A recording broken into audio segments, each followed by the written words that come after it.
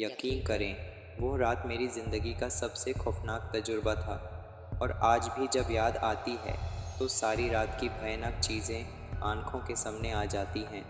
میں کبھی نہیں بھولوں گا۔ یہ یونیورسٹی کا سالانہ ہالووین ایونٹ تھا۔ ہم سب دوستوں نے کہا کیوں نہ اس سال کچھ الگ کیا جائے۔ سارا نے کہا چلو ہم یونیورسٹی کے اس پرانے ہاسٹل میں چلتے ہیں۔ یہ ہاسٹل بہت پرانا تھا اور کئی لوگ کہتے تھے کہ وہاں عجیب و غریب آوازیں آتی ہیں۔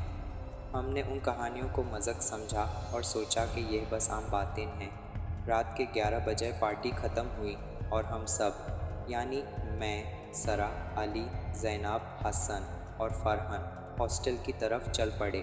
جب ہم وہاں پہنچے تو دروازہ زنگآلود تھا۔ بس ایک دھکا دیا اور وہ کھل گیا۔ اندر کا منظر دل دہلا دینے والا تھا۔ دیواروں پر پھٹی ہوئی تصویریں اور ٹوٹا پھوٹا فرنیچر، جیسے کوئی عرصے سے یہاں نہیں آیا تھا۔ ہم نے اندر قدم رکھا اور ایک عجیب سی بو آئی، جیسے کوئی پرانا کمرہ ہو جس میں بہت وقت سے صفائی نہیں ہوئی ہو۔ علی مذاق کرتا ہوا بولا، یہ تو بالکل فلمی سین لگ رہا ہے، لیکن اس کی ہنسی میں جو کانپنے والی آواز تھی وہ ہم سب کو اندر تک گہرائی تک محسوس ہوئی۔ ہم ہال کے بیچوں بیچ پہنچے تو ایک پرانا آئینہ نظر آیا۔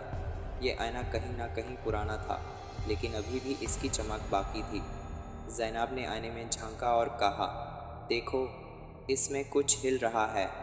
ہم سب نے آئینے کی طرف دیکھا اور واقعی ایسا لگ رہا تھا کہ آئینے کے پیچھے سے کوئی سایہ حرکت کر رہا ہے۔ اچانک فرحان کی چیخ سنائی دی، وہ وہاں کچھ ہے۔ اس نے خوف سے آنکھیں پھاڑ کر کہا۔ ہم سب دوڑ کر اس کی طرف گئے، لیکن جیسے ہی ہم اس تک پہنچے، ہال کی بتیاں ایک زوردار جھٹکے سے بند ہو گئی۔ اب اندھیرا ہر طرف پھیل چکا تھا۔ دل کی دھڑکن اتنی تیز تھی کہ وہ میرے کانوں تک سنائی دے رہی تھی۔ پھر ایک گہری اور لرزتی ہوئی آواز سنائی دی، جو کم و بیش کسی دوسرے شخص کی ہنسی تھی۔ سب رک جاؤ۔ ہم سب کی آنکھوں میں خوف تھا۔ ہم نے جلدی سے ایک دوسرے کی طرف دیکھا، مگر کچھ سمجھ نہیں آیا۔ اچانک وہ سایہ جو پہلے آئینے میں تھا ہمارے سامنے آ گیا۔ اس کے لمبے بال، پتلے ہاتھ اور چہرے پر خون کے دھبے۔ وہ کوئی انسان نہیں تھا۔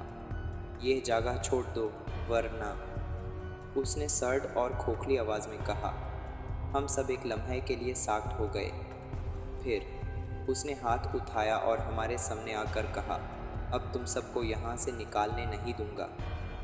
ہم سب خوف سے کانپتے ہوئے دروازے کی طرف دوڑنے لگے، مگر دروازہ جیسے کسی نے مقفل کر دیا ہو۔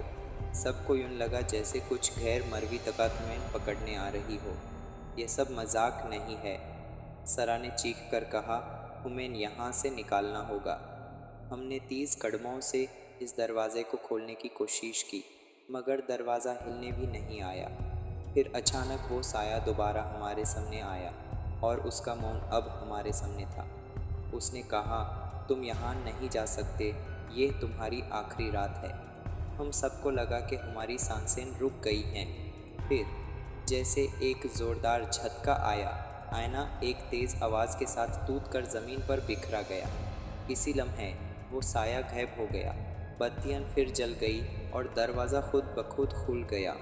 ہم سب باہر دوڑتے ہوئے نکل گئے، اور جیسے ہی ہم باہر آئے ہم نے پیچھے مڑ کر دیکھا تو سب کچھ عام نظر آ رہا تھا، لیکن ہم جانتے تھے جو رات ہم نے گزاری وہ حقیقت تھی۔